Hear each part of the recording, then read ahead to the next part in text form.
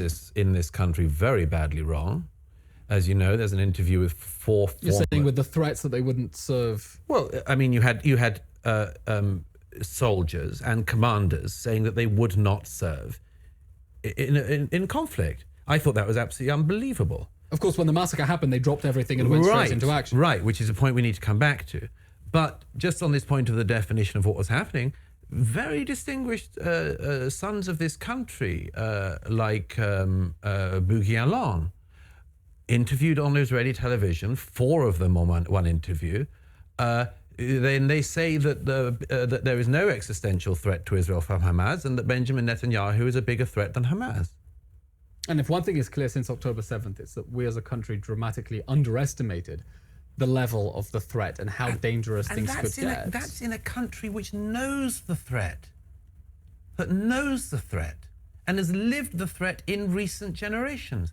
So, of course, how much worse is it in countries that haven't known war for generations? And do you think that's part of the reason that we as Israel are clearly struggling to cut through in public opinion in the West? Yes, because... I mean, why in a word, is it so difficult for us to cut through? Because the West believes that peace is the human norm, inheritance, and right. It's a human right to live in peace. It isn't. Isn't it? There is no such right. No such right exists in nature.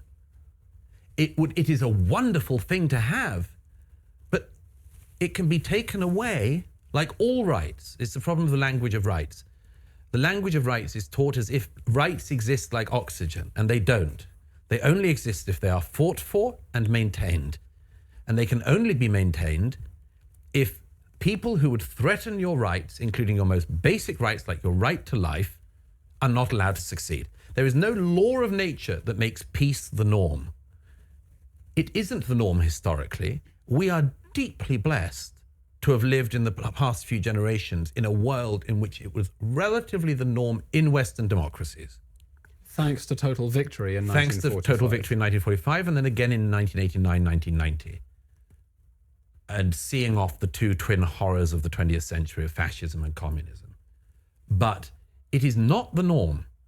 But if you grew up in the post-war dividend, the post-Cold War dividend, you could easily come out with the misunderstanding that this was the normal state of human affairs. It isn't. I did have a thought after the Ukraine crisis began with Russia's invasion that would begin to shift public attitudes in the West. And suddenly the language of fighting to defend borders, fighting to defend your home, fighting to defend freedom and democracy, which had begun to sound like cliches after the Iraq War, would make inroads in the West, and that shift would make the West more amenable to Israel because they would understand what it means to have to defend your home from an armed invasion. Are you seeing that shift, or was that wishful thinking? I mean, there was a poll that came out, Ipsos Mori, I think it was, straight after the invasion of Ukraine.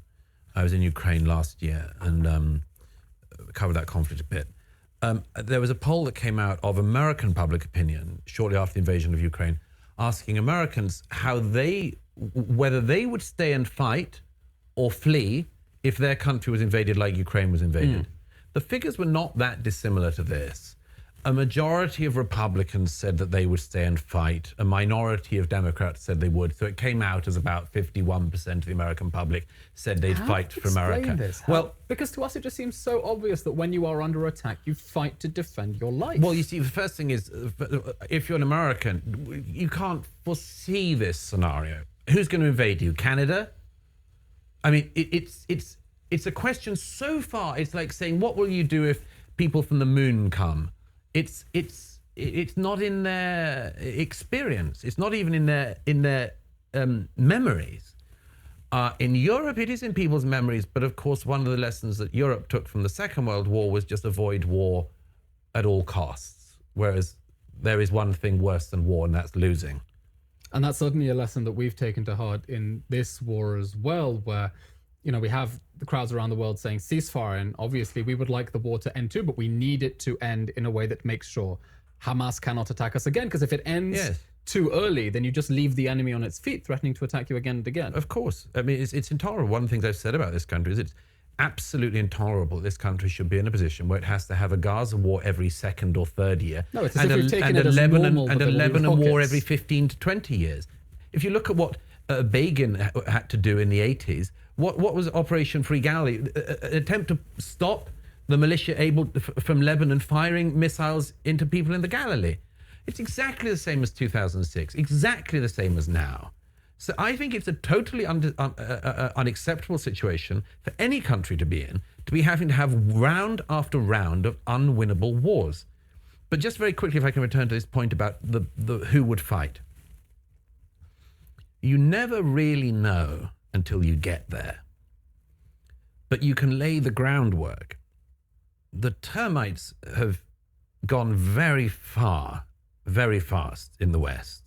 What do you mean, termites? If you're a young American or British person and somebody comes along from a polling company and says, would you stay and fight for this country?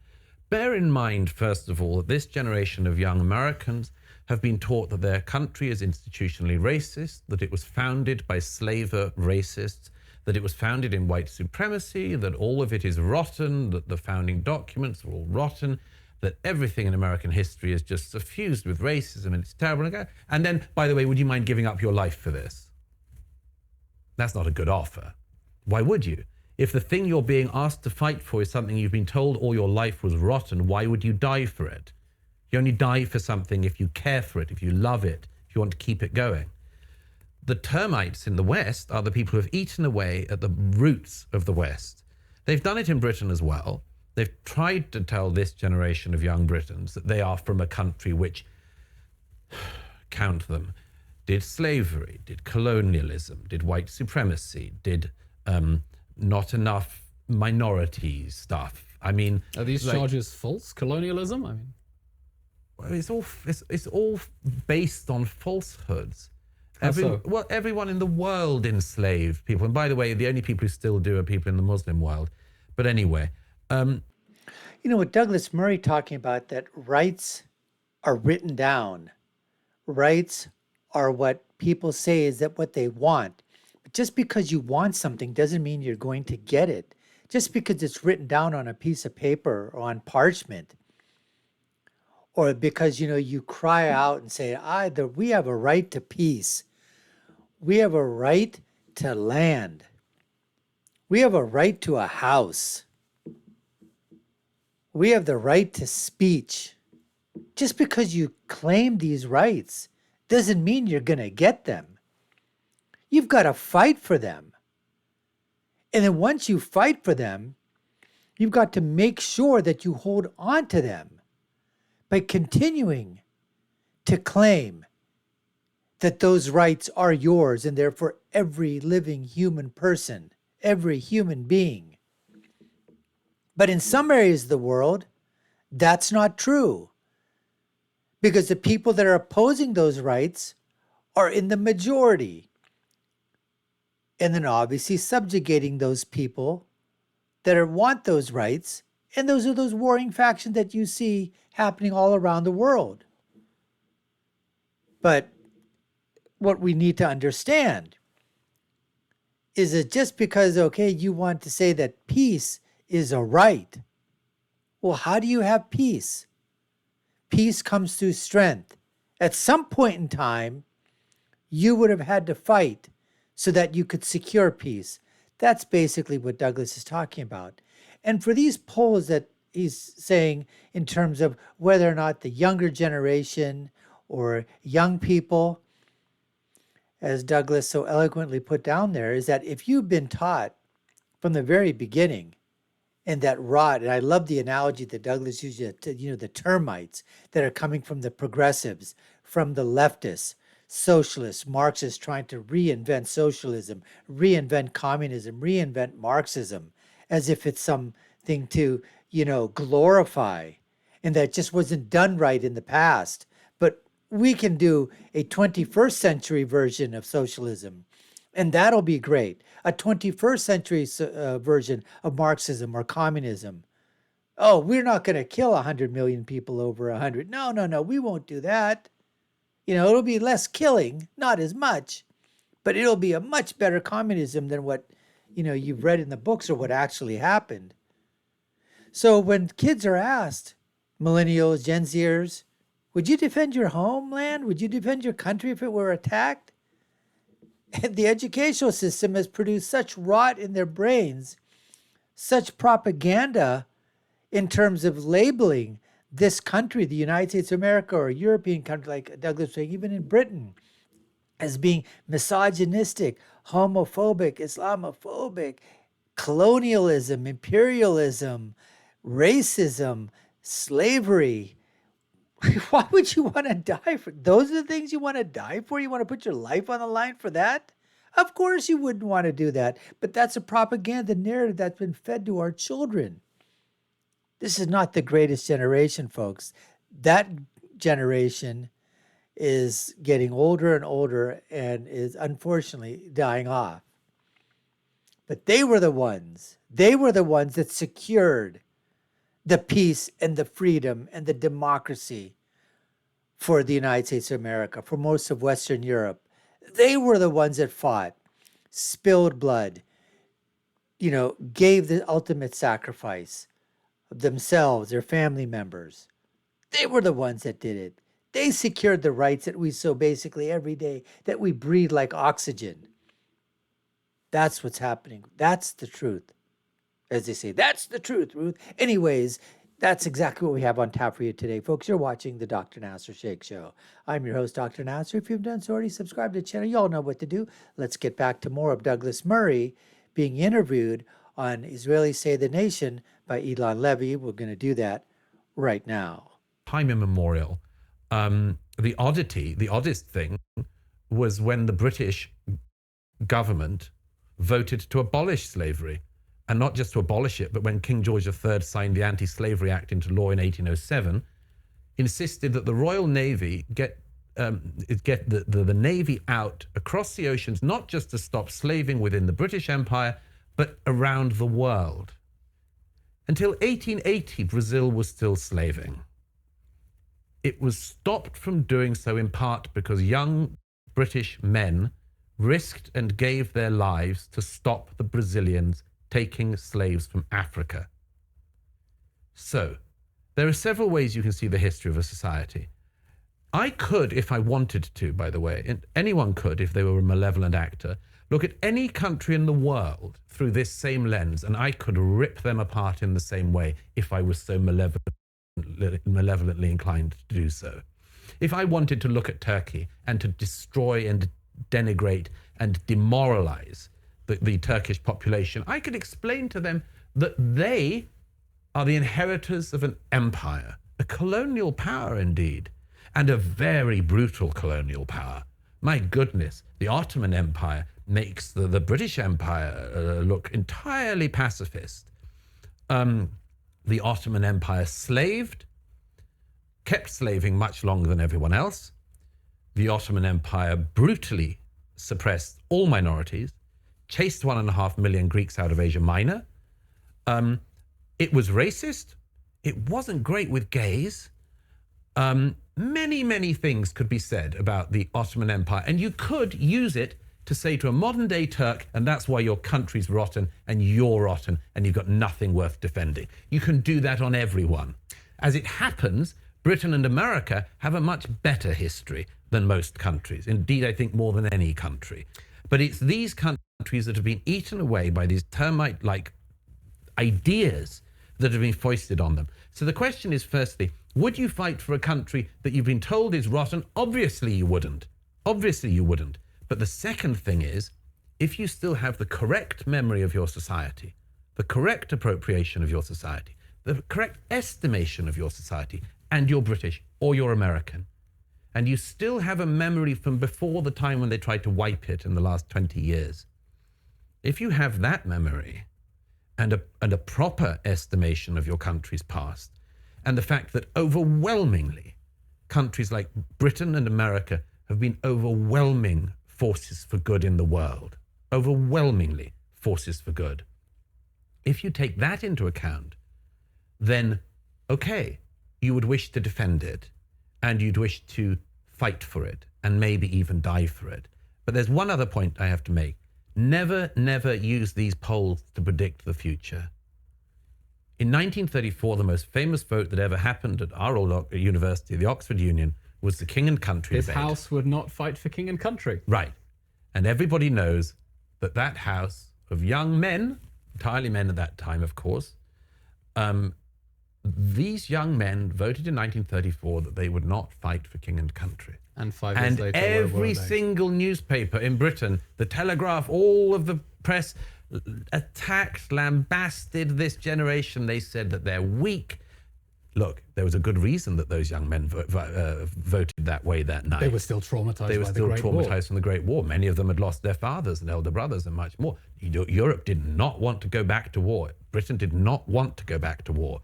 When Churchill spoke in the spring of 1940, he knew he was speaking to a nation that needed to be pushed into the point of courage he knew it was capable of.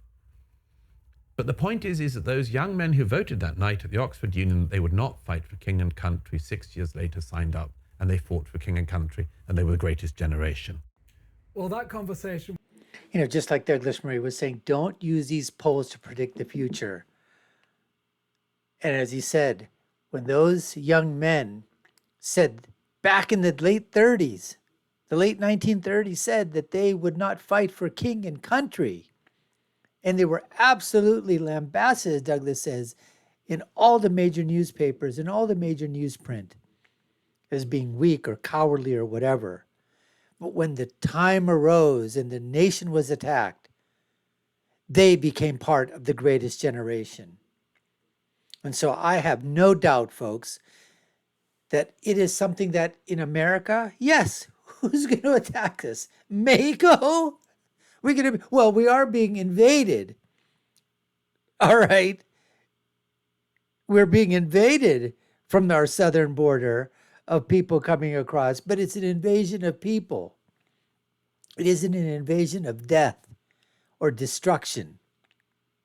In a way, you could say it's an invasion of destruction because it is affecting the lives and livelihood of Americans. So there's no doubt about that. There's no doubt about that.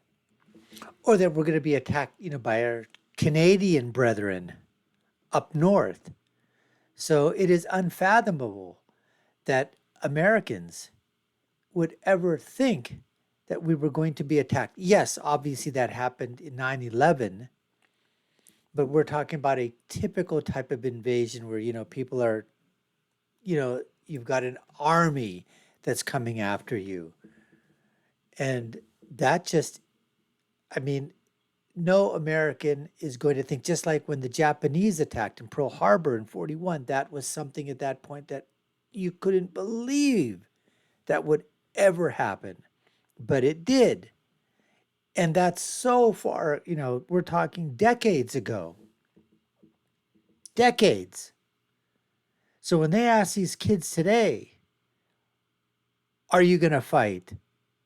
Because of the way that they've been taught to hate this country, they hate what it stands for, that there was nothing redeemable about the United States of America, about Western Europe, about Britain, that there's nothing good at all.